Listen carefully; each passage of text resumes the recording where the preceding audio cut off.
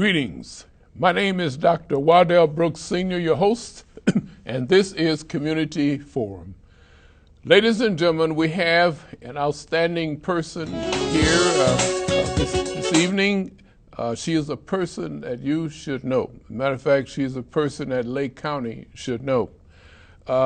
Ms. Debra Lewis, she has a master's in human resource development, and she's also a licensed practical nurse.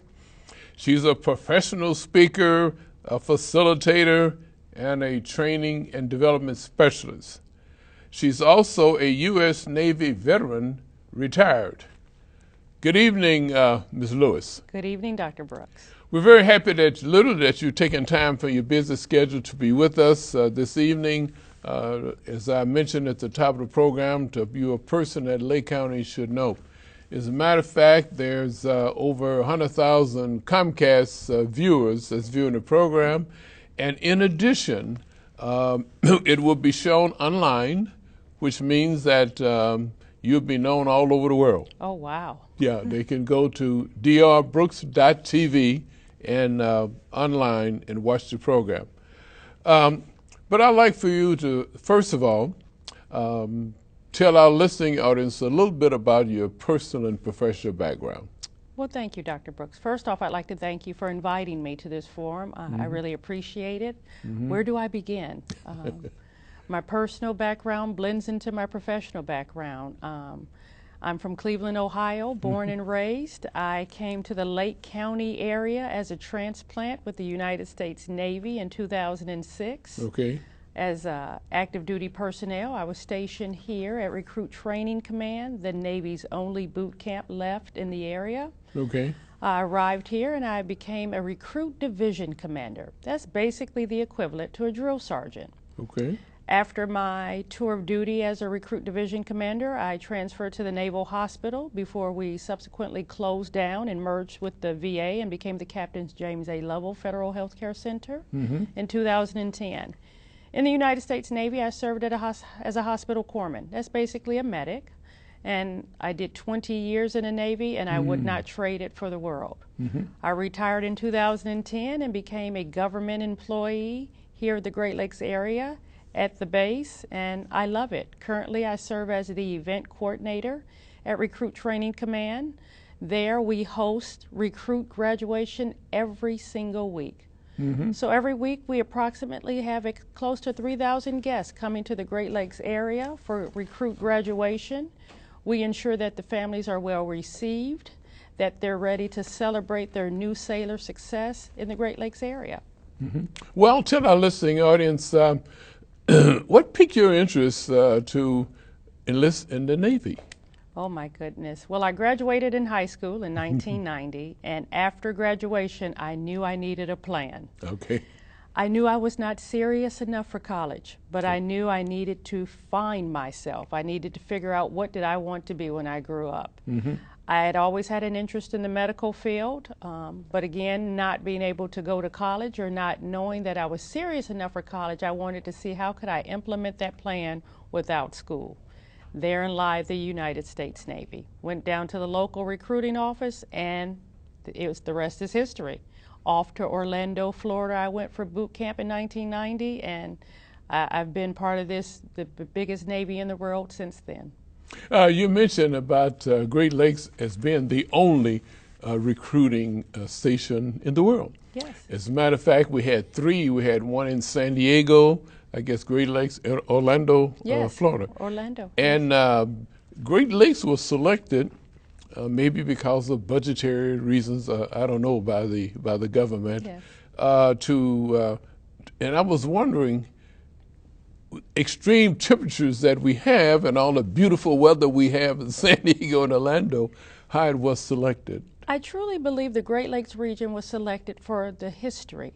This area is rich in history, especially naval history. The fact that we have the Naval Service Training Command, the Recruit Training Command, and all our service schools made this the optimum place to have Recruit Training Command. So I think that was the reason the selection was made, just because of the history foundation here in this area. And the recruiters, I guess, convinced you that you would have an educational career too Well, in the that military, too. right? Well, the military is very good at convincing you what you need in your career field. So once they tell you to go somewhere, that's where you go. That's what I've done. Now, you mentioned your mission is to helping others to stop waiting for change in their life and start creating the change. You want to elaborate on that a little bit? Basically, that's always been my own personal mantra. Okay. When people are trying to find their place and trying to find their niche, whether it's in a personal arena or your professional arena, sometimes you have to stop and own your mess. That's kind of what I always tell myself. If you're truthful with yourself about your inadequacies, what some of your weaknesses may be, then you're better equipped to make better decisions on how to move forward. So for me, instead of waiting for someone else to make a change in your life, the change needs to start with you.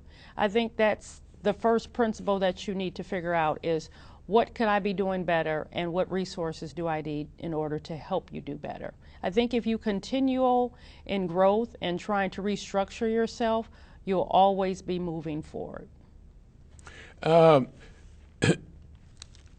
Did you have any idea that you would be, let's see, what we call it, overcoming the glass ceiling or breaking the glass ceiling for women when you came in?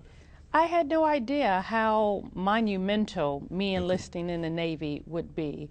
You'd always heard of the adage that women were always not, they were considered substandard sometimes in the military.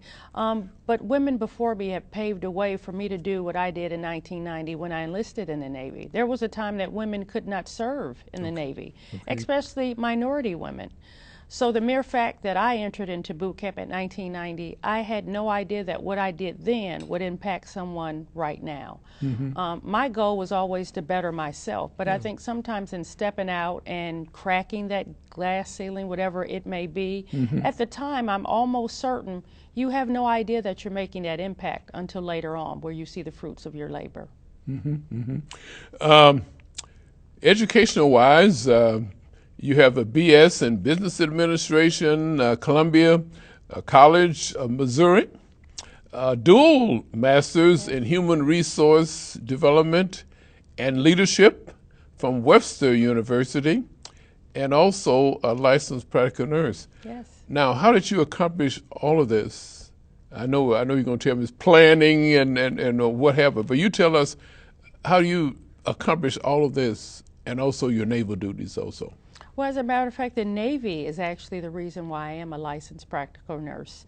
I received my nursing license back in 1995. The Navy afforded me that opportunity with the Montgomery GI Bill and the availability to use the college fund to pay for that. Because when I initially enlisted in the military, I did not plan on doing 20 years. I thought I would do 4 years, get my college benefits, and move on from there. But once I got my nursing license, I started looking at the economy, and I started looking at life outside of the military.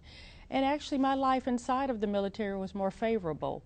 So I decided to stay in, and I re-enlisted for another 4 years, and by then I'd gotten to 8 years. And I'm a firm believer, if you can get to 8 or 10 years in the military, you may as well stay in and ride it out for the full retirement. So that's exactly what I did.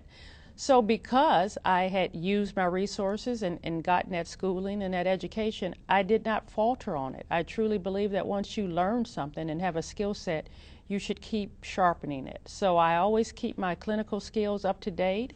And from there, I went on to bigger and better things. I wanted to get a post-secondary education, so I was able to get my bachelor's degree and then went on to get my master's degree.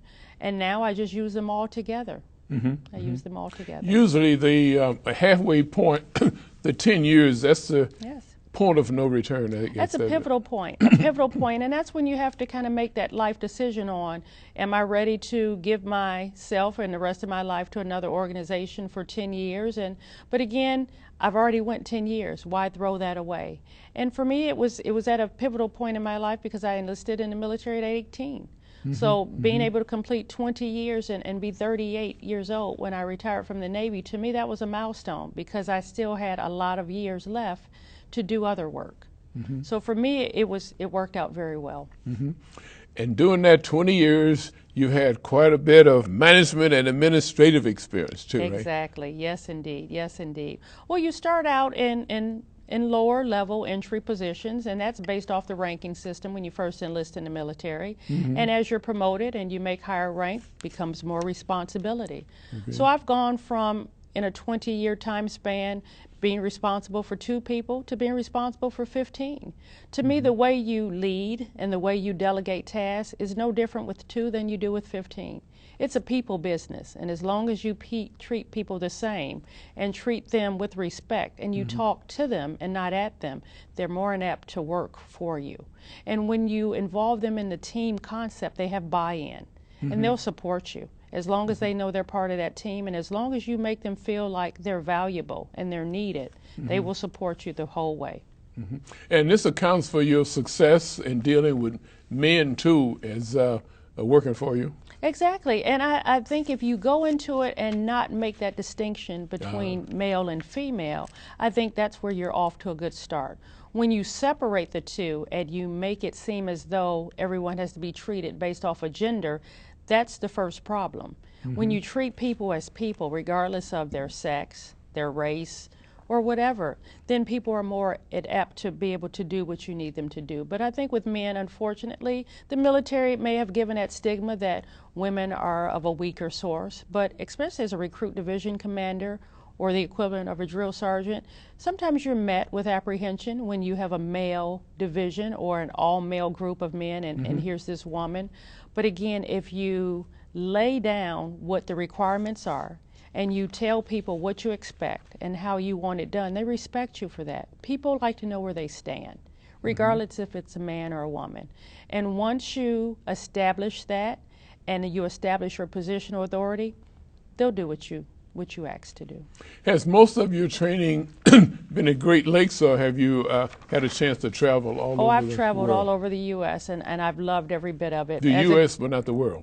Not the world, not the world. In some places, yes, but primarily my travel has been in the United States. Yes, as someone from Cleveland who had never been on a plane, who had never left Cleveland, Ohio at 18, I left and went to Florida and been to San Diego. I actually did go to Haiti during an operation where we actually helped during some disaster efforts, but the Navy afforded me that opportunity, and it taught me independence, where you can pick up and move to a complete different state that you've never been in, where you know no one, and start your whole life over for 4 years. That's valuable. And you don't realize at 18 and 19 how valuable that will be as an adult. You mentioned the Navy was the last organization that accepted women. I guess the Army was first, I guess, because of Harry Truman back in 1948 and so forth. But now, I guess the percentage of women has really increased. Oh, the percentage of women in all of our armed forces have increased tremendously. The United States Navy right now, we're able to coin the fact that we are now able to put women on submarines. That was unheard of years ago. We have women in training pipelines that's combat related that they could never enter into before, and that's across all of the branches of service, Army, Navy alike. So women are making strides, and it's all due to the women that came before us who laid that foundation for this to be possible. So I'm very thankful. Well, women are astronauts? Yes, most definitely, most definitely. So anything's possible. The sky is the limit. I believe the restrictions from 20 and 30 years ago are no more, no more. This is fantastic. During your training, you were an event coordinator. Yes. What are the duties of I event currently serve coordinator? as the event coordinator for Recruit Training Command. Again, we're responsible for the weekly graduation that we host every week. We're responsible for it. We serve as the liaison for the families and the sailors that we have at boot camp.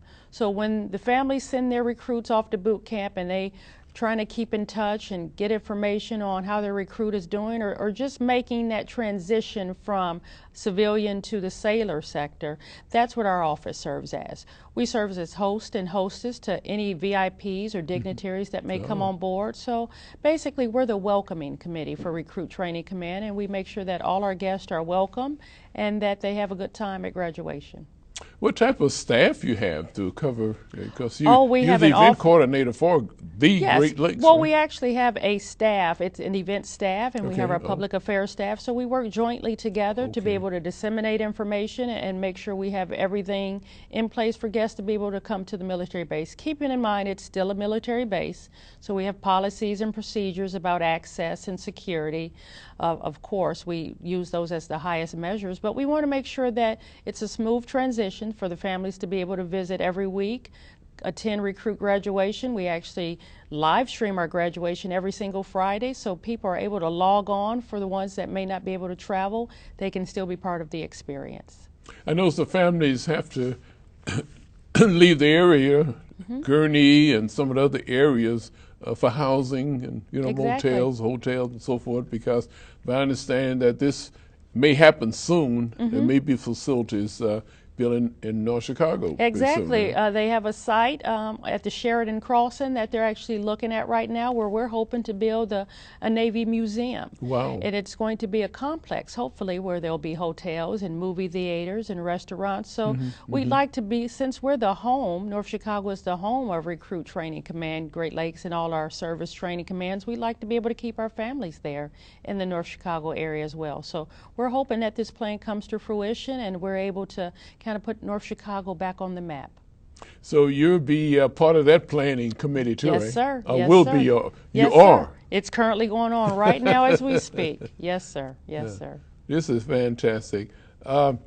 You mentioned about human resource specialists. You also. Yes. So right now, This is a huge ceiling that you've cracked. well, I don't know if I've cracked it, but I'm trying to, I'm teetering at it a little bit at a time. I've always loved facilitating and training and doing public speaking. So I work with different organizations in the Lake County area where we come in and we get different topics and briefs, and we do a lot of mentoring. Right now I'm part of Dove's Mentoring of Lake County. It's a nonprofit organization group here. We've partnered with the Boys and Girls Club of Lake County. We go in and deliver monthly mentoring sessions under the direction of our executive director, Beverly Phelps, from the College of Lake County. Yes. So we've been doing this for about 4 years. We've touched a lot of different organizations, and part of that is that facilitation piece. We complement other services. Our nonprofit is unique in the fact that we don't compete with any other existing groups. We believe mentoring should be a community-based event. So we need to partner together and get out there and reach the youth, and that's exactly what we've been doing this entire time. So I'm very proud to say that we're getting into some markets and some areas where these kids need some mentoring and they need some supervision, and we're hoping to do that for our community. Are you working with the, I guess, the counselors and another group, I mentioned about the Chicago Medical School. But Yes, Rosalind Franklin. Rosalind Franklin. Rosalind Franklin, Yeah. yes. They actually come out and they've been part of the community whenever we do any type of health initiatives. They come out with a care coach and they offer free screenings, health screenings, informational fairs and booths to kind of get the community healthy, because again, it becomes full circle. If we're not healthy adults, we won't be a healthy society. And what can we impart to the youth if we're not here to teach them? So we have to get serious about our health care to begin with, or we won't be able to be a whole society. How, you've probably thought about how to ignite the community to really get them involved with all the resources around the community. You know, you mentioned Rosalind Franklin, you got the Great Lakes, Yes. and you got other organizations that are willing to play an active part with the students at the high school, but what about the community? And that's been a problem that I've noticed here in the Lake County area to begin with. I've involved myself and immersed myself in the community with different health initiatives and health forums, and you'll go to events and you'll look in a crowd and there's only 3 or 4 people there. And you wonder, with all of the money and the resources that these organizations are expending, how can we better market what we're doing? I believe healthcare access is a big problem. We have a hard road ahead on trying to get people to get to preventive measures for their health care. Instead of waiting to be reactive, we need to become more proactive. And I don't have the answer, but I know collectively as a community, we have to be able to put our heads together and all of our resources to figure out how can we get people to come out instead of waiting to the breast cancer stage 4 or waiting for the cold that turns into pneumonia, that turns into a lung infection. What can we do to get ahead of it? And I think that's just going to take a lot of people in the community finally getting sick of it and saying enough is enough, and really sitting down and saying we got to get serious about our health care. And I think once we do that, we'll be able to come together and come up with a solution. You're working with the Lake County Health Department too, probably. I know they're furnishing even satellites, Yes. locations, Yes. all over Lake County All to over make Lake it easier County. for people to come and, Yes. and get support. And we still will not get people to come out. So I believe we have to go to the people. So if we can reach them in small pockets, I believe that will spill out. An initiative that we have at my church, Jesus Name Apostolic Church. Oh, we have a yes. church nurse program, and what we do is we partner with Rosalind Franklin, and they come in and they do health screenings, and we have a health and wellness team at our church. So we believe if we can work on the people inside of our doors, that will spill out into the community, and it will replicate itself throughout other churches and other organizations, because I truly believe a lot of the initiatives and a lot of ways to reach the people sometimes start at church. So you have to be able to bring the resources to the church to get to the people. An interesting point you made there. The churches are packed. Yes, they are. Yes, they They're are. filled on Sundays. Yes, they are. But why don't they come out and get health support? It's there. It's there. It's there. And like I said, I think each church or different organizations are doing their small piece.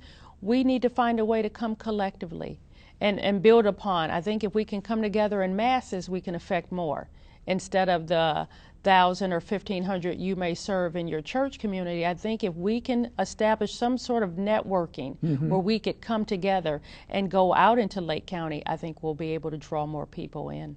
You know, the community may mention about health disparities among minorities. Now, there may be health disparities among minorities, but we have to look at ourselves and say disparities among ourselves. How do we participate? So there will not be disparities. Exactly. The access is there. We have to take the initiative.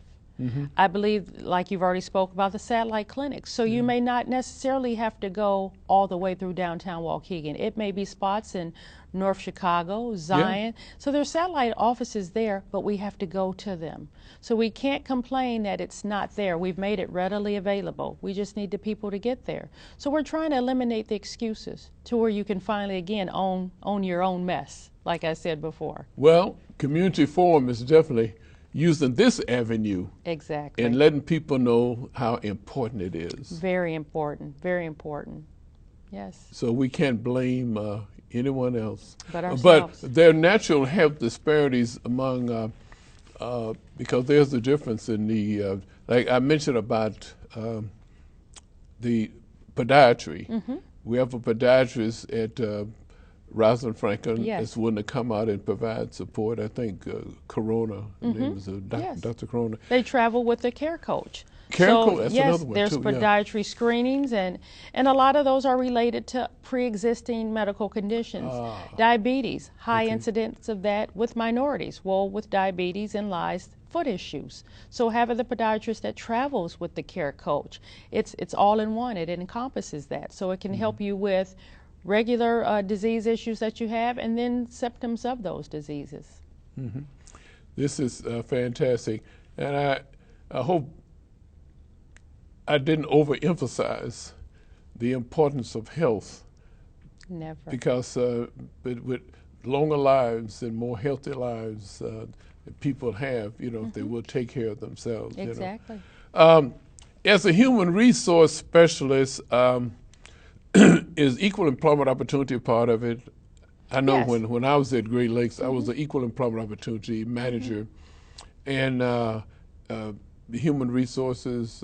They all tie together. As a human resource manager in different organizations, of course, you will always deal with your EEO issues and making sure that the training and development is there. The new initiatives in regards to equal opportunities will always be part of an HR department's role, making sure that all employees have the training and the skill sets in order to operate in an environment that's equal for everyone. Over the years, equal employment opportunity initiatives have changed drastically. Things that used to be okay are no longer okay, whether it's in speech, whether it's in hiring practices, labor relations. So again, as the initiatives change, the HR manager will ultimately be responsible, along with the HR educator, to make sure that all employees are on the same page. Yes.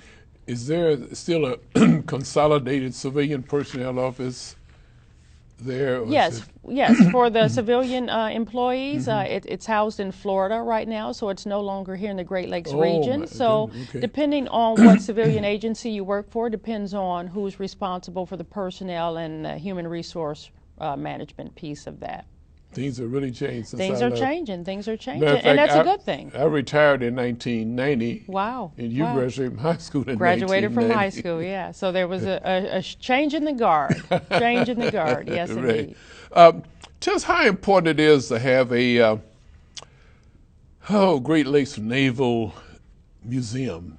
I think it's important just for their, like I said, the rich history here in Great Lakes that a lot of the community doesn't really know about. I mean, our neighbors in Waukegan and Zion and Gurney, they know the Navy bases here, but that may be all that they kind of equip this area to.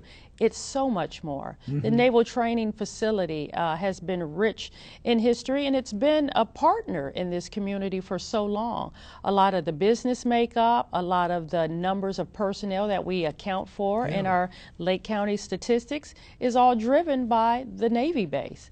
So the fact of having, especially now that we have the only Navy boot camp, I think it's key. I think it's very important and essential to the communities that we serve to be able to have a museum so they can come learn what we do and how we do and why we do it and why we are the strongest Navy in the world. Yes.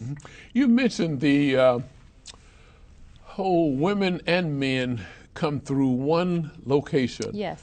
And that's the Golden 13, was that? Well, the Golden 13 is the in-processing building. So on the recruit That's right training. on 137. Yes, 137. on Buckley Road. So yeah. as the recruits arrive here from the bus from MEPS and they arrive at the airport, they're putting on that bus and they're coming right over to the Golden 13. The Golden 13 is important, and it's essential for the simple fact it's the building that we dedicated for the 13 African American commissioned officers. So as soon as they arrive, the first thing that they're immersed into is inclusion and how important that is in the Navy. They are met with an actual picture, a poster of the 13 commissioned officers. So it hangs there right in the foyer as soon as you enter the building. And that's where it all starts for them. That's their initial start into the United States Navy, is entering into those doors. And that's where we say the fun begins. So that's African American history right there when they first come in, because these officers were the first African American officers, black officers that entered the Navy. Yes. Yes. That the Navy, not just Great Lakes, but the Navy. And that's why they are our Golden 13. They took the tests and they made higher scores than anyone, and the Navy they wanted to retest them, so they retested them and they made higher scores. You know, so the first they paved the way. Yeah, they paved first the history. way. Yes. I'd just like to mention this a few more to emphasize the Dory Miller that people probably have barracks named after them. I think it's right across the street from McDonald's on the base there. Now, Dory Miller was the first person first African American that shot down planes. Came from the bottom of the ship, came up to shot down several planes. He's recognized by barracks there at the base. And Robert Small, I guess some of the old timers may remember him. I don't remember him just by name, but people name him.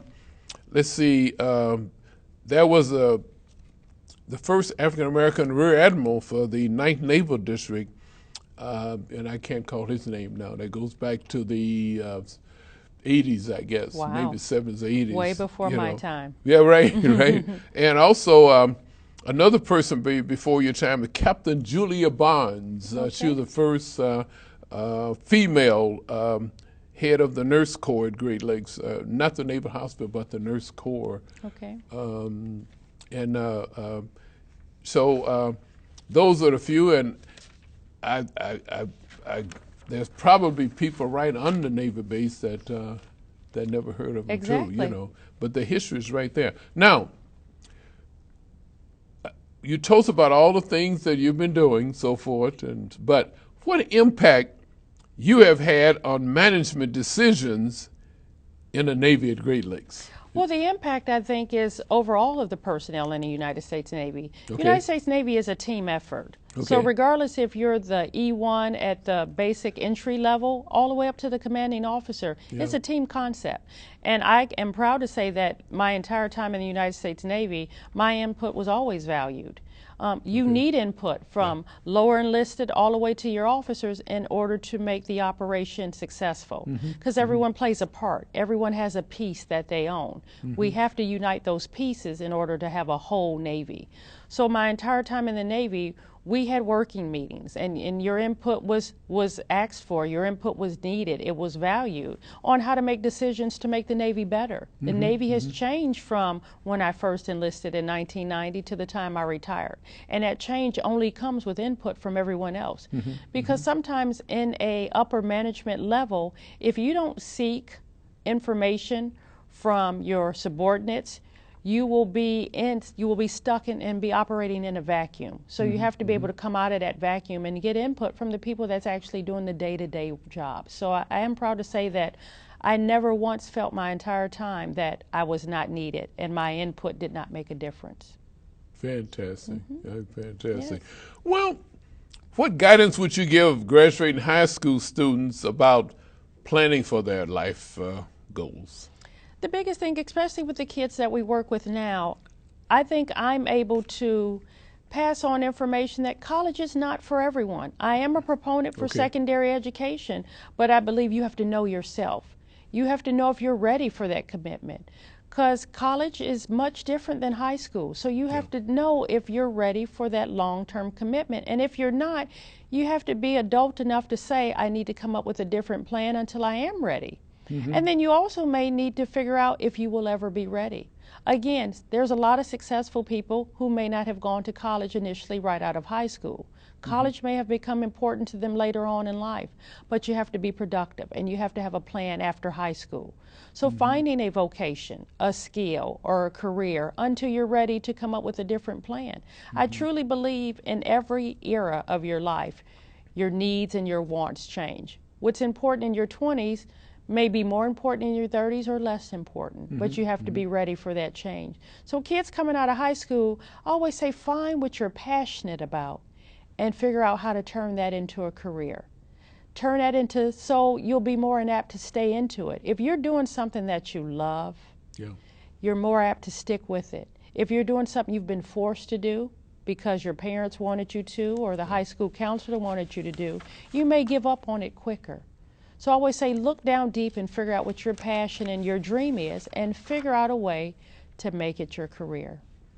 You know, Ms. Lewis, how did you become passionate about public speaking and being a facilitator and training and so forth? You know, you appear to be just a natural. I'm sure my ratings are going up now. Oh my goodness, now you put the pressure on me. But I like to say with appearances, it's good that it appears that way, but you have no idea what's happening behind the scenes. I think the reason why I was led into public speaking and facilitating is I always joke with my friends, and no one actually believes me. People will come up to me after a workshop that I facilitated or a class that I've given, and they'll ask me about stage fright and nervousness, and I tell people all the time, every time I speak in front of someone, I'm absolutely nervous. And the reason I continue to do it, or the reason why I pushed myself to do it, is because of that fear. I believe when you're afraid of something, you have to attack it every day.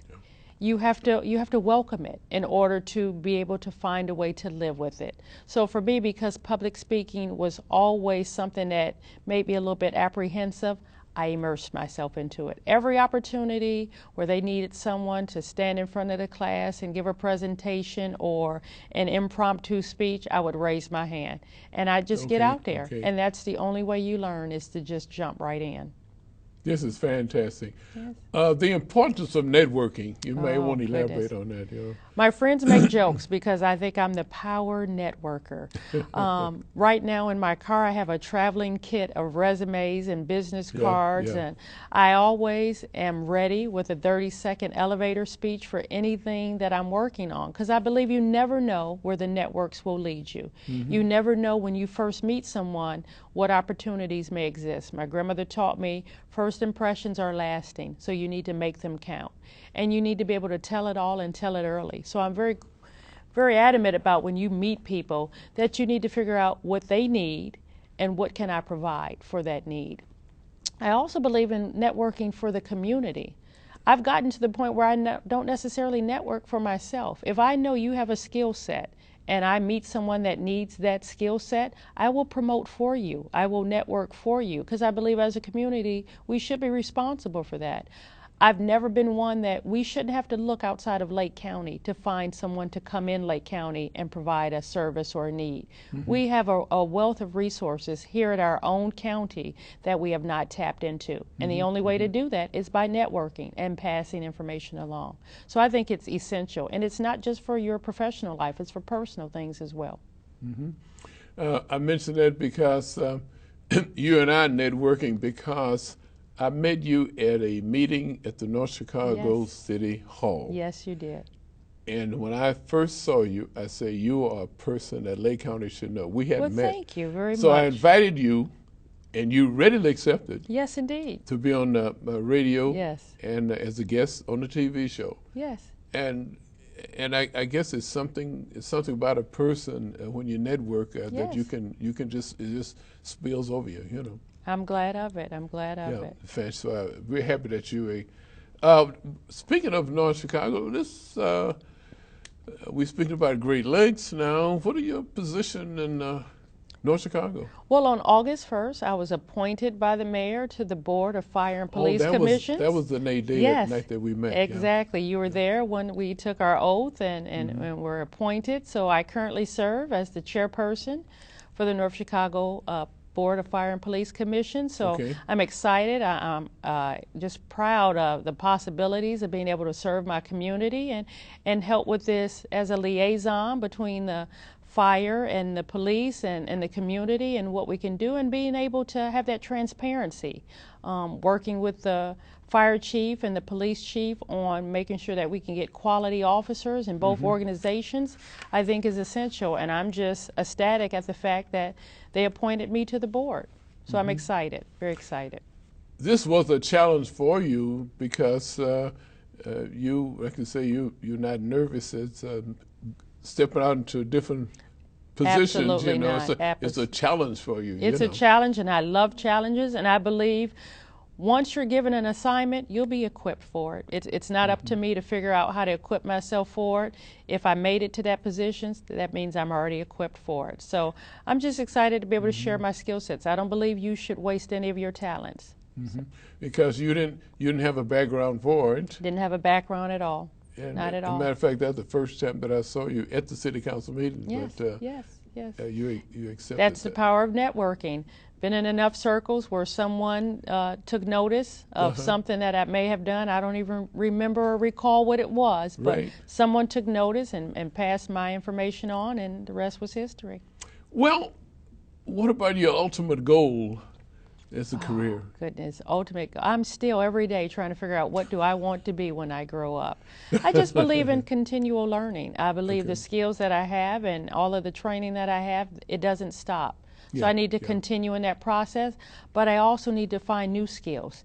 So I'm always looking for the next opportunity or another opportunity. I don't believe in what happens after this, because there is no after this. To me, it's just a continual, and you build upon it.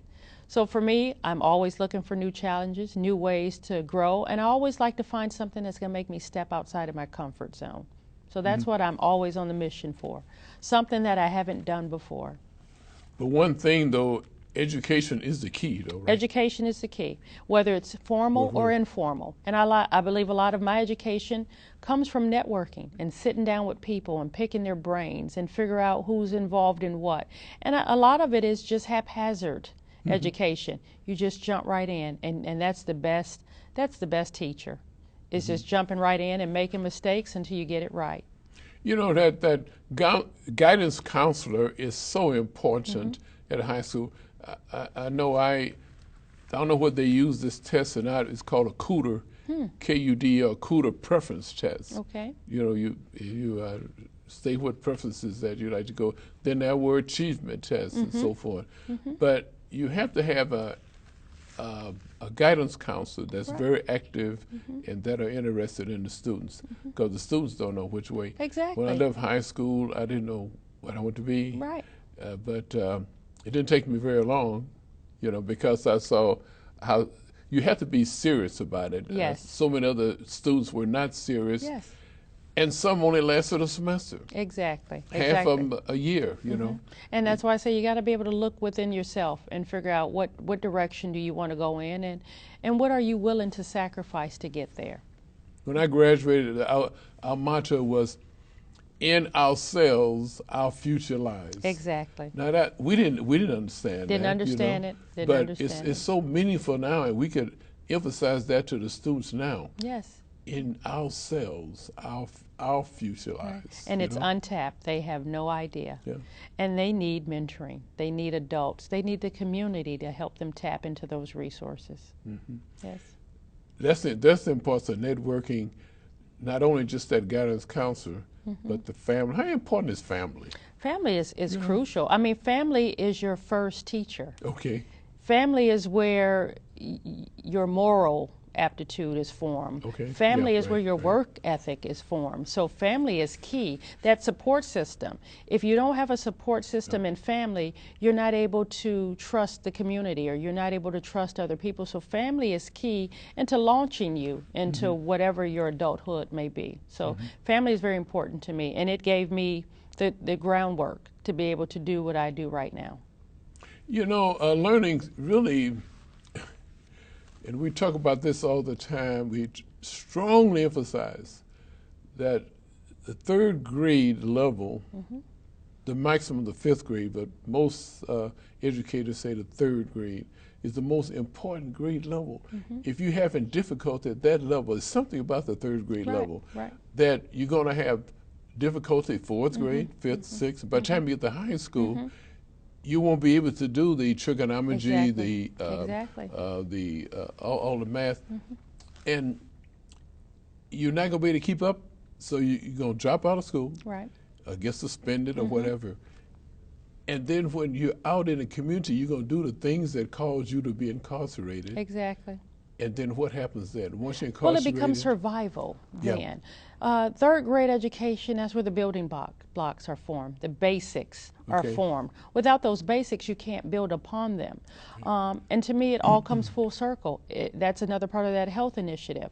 So third grade, when kids don't have immunizations and they have poor diets and they're not eating at home, so then you have a high absenteeism rate. So they're not going to school, so they're missing the lessons. So then they can't go past the third grade, or when they go past, sometimes unfortunately they're passed on from grade to grade.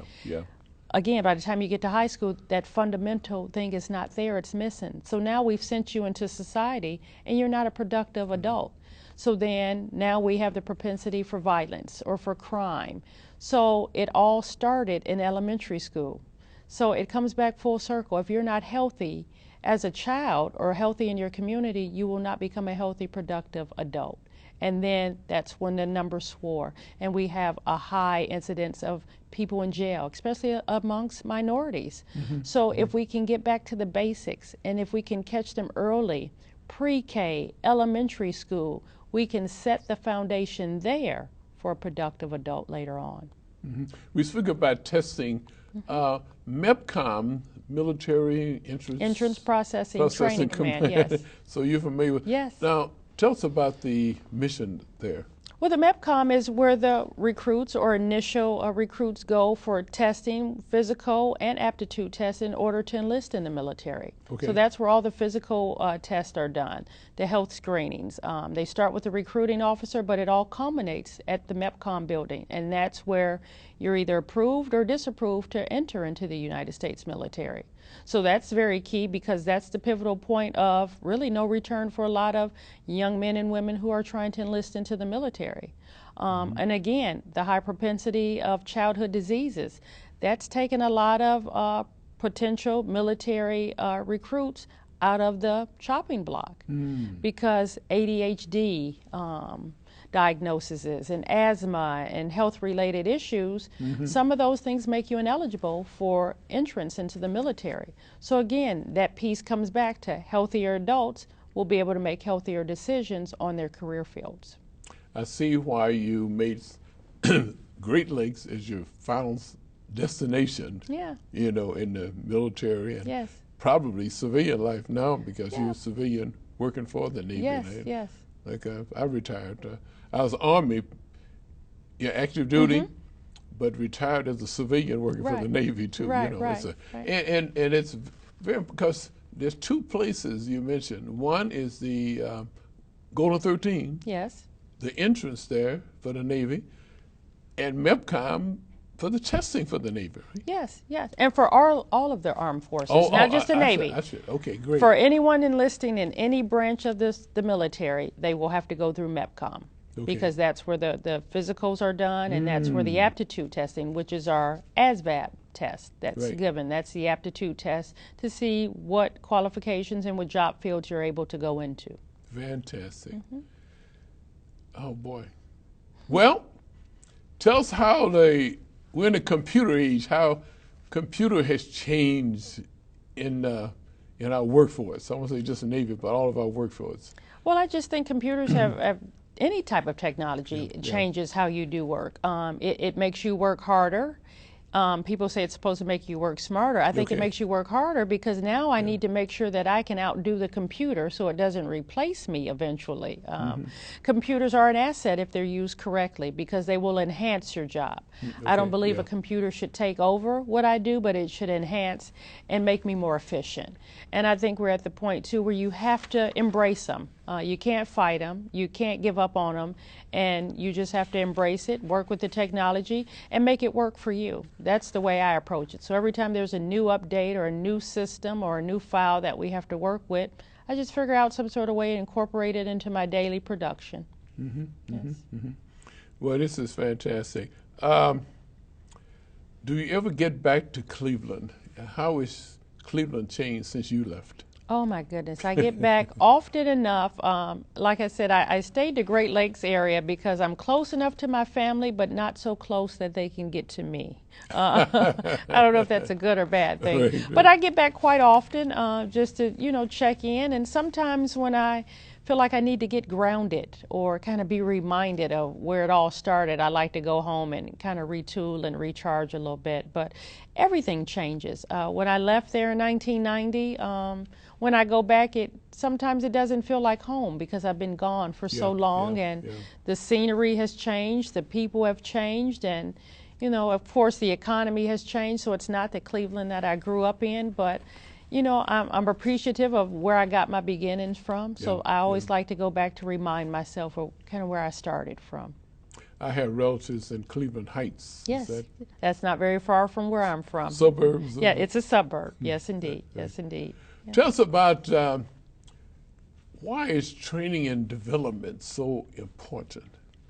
And I guess I could answer that myself, but you're the guest. So. Well, okay. And I'm certain you would probably give the same. I mean, learning is a continual process. Training, development, when new information is put out, someone has to disseminate it. So, like I said, learning is a continual process. It cannot stop. It will never stop. So you have to have an organization, and they have to be up to standards. They have to be up to date. And the only way to do that is through their training department. So I think it's very key in any organizations, because if you're not in the know, you'll be left behind. Right. So now women now don't have to worry about a glass ceiling now, because Oh, there'll always be a worry. There'll always be a worry, but I think the restraints are lessened from what they were 20 years ago. Whether you're male or female, I think at this day and age in organizations and in business, you're always proving yourself. There's always a proving ground. So you have to be able to have that fortitude. I believe you have to make sure that you're equipped with your skill set so it's valuable. I truly believe in working to the point where my work speaks for itself.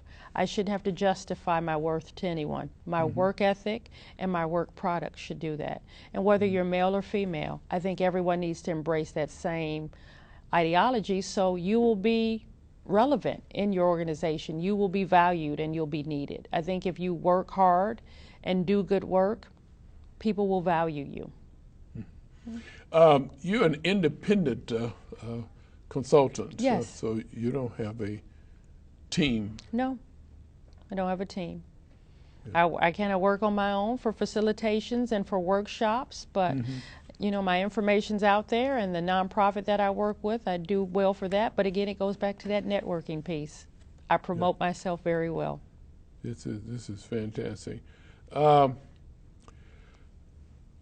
know, we tell the people in high school when we had a great percentage of students in housing that went to North Chicago Community High School, and it was an asset there because there are students in high school that never left North Chicago, for example. But then when it's such an asset when the Great Lakes students there, they mentor them, and because they've traveled all over the world, and it's inspiration to the students that to encourage them to leave North Chicago and let them know that there's a world out there beyond the high school. Exactly. So that was a great asset there. We don't have that asset anymore now. We don't have it, maybe not as prevalent as maybe before, but I still believe it's there. I truly believe in all of the mentoring that my organization is involved in, the Doves Mentoring Group. The thing that we always promote and that we work with our youth about is they cannot be what they don't see. So it's our responsibility to show them the world. For the ones that can't get out of North Chicago or Waukegan and Zion, we need to bring the world to them. We need to be able to bring them the opportunities and the possibilities. And we need to be able to help them with their dreams. And we need to be able to provide them with the tools that they can go out there and be productive adults. And sometimes they may not have that support at home. Sometimes we may be the only ones giving them that support. That's why it's imperative that mentoring become a hot topic in the Lake County area, because our kids need it. I see why you're highly enthusiastic, or you have a passion for mentoring. You know, yes, sir. Yes, it's sir. a key. It's a responsibility. It's a responsibility. Yes.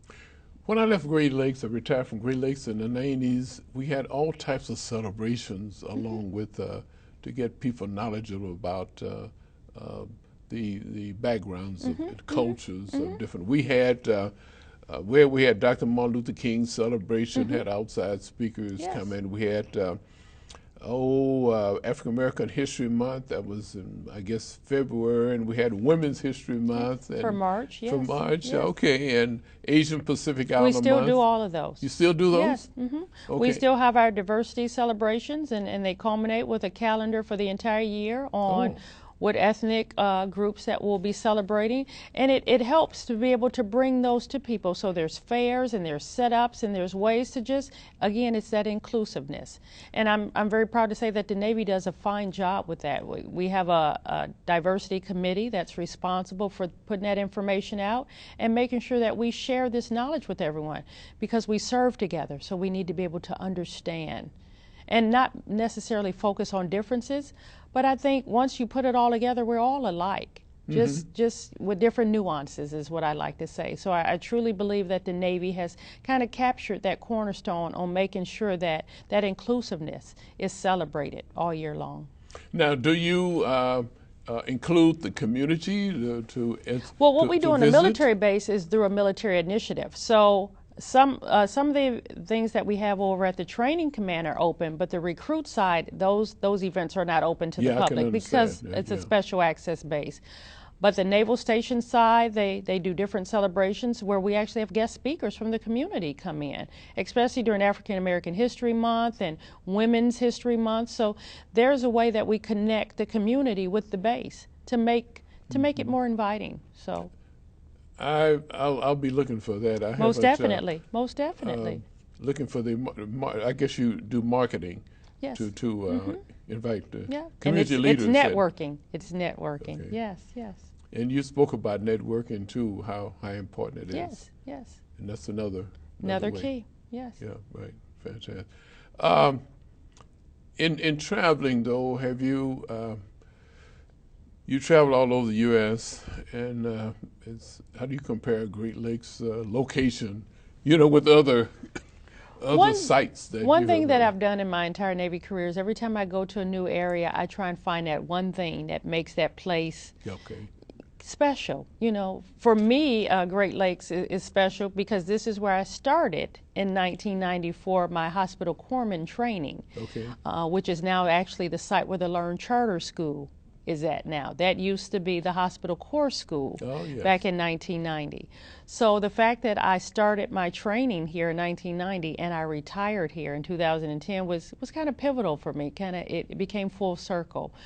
San Diego, you find different ways to just make each state or each area that you go to unique. And you find a way to, use it as a memory. I'll never get rid of those experiences and the people that I've met and the cultures I was immersed in. So for me, I always find it as like a game to be able to go to a new location and find something unique about that area. So it's been well worth it because without the military, I may not have ever traveled to any of those places outside of Cleveland. So I'm very thankful for that.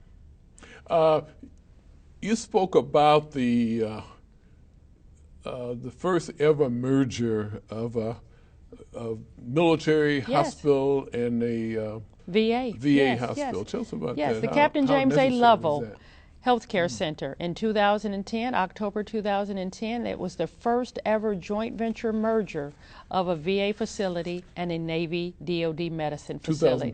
2010. October 2010 is when it opened. The planning, I worked on that project before we actually opened, and I can't say that was never one of the recommendations that was passed.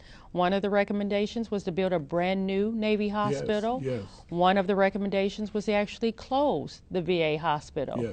So they were able to come together, a meeting of the minds, and they merged the two, and I think it's been a success. I think we've been able to access more care for the veteran community in this area, on top of the fact of all of our active duty and dependents and retirees can now go to the same facility. So I go there as a patient myself, and I absolutely love it because to me it's the best of both worlds. It helped with that transition from active duty and veteran status to retiree. So I get all my health care needs in one place. That's a good way to end the program. We're come to the end. I have to mention, though, Senator Kirk was active in getting the government to buy into this. Very instrumental. He's a great salesman. Yes. Ladies and gentlemen, we've been talking with Debra D. Lewis, a master's in human resource development. He's a licensed practical nurse. He's a professional speaker, facilitator, training and development specialist. She has done it all. It was a long road from, I guess, 20 years from Cleveland, Ohio, to her retirement at Great Lakes in 2010? Yes. 2010. Yes, sir. Great. And we hope that you have enjoyed the message, the information that she has promulgated, to use in the Navy, to us about her career. Because she is a person that Lake County, the world should know.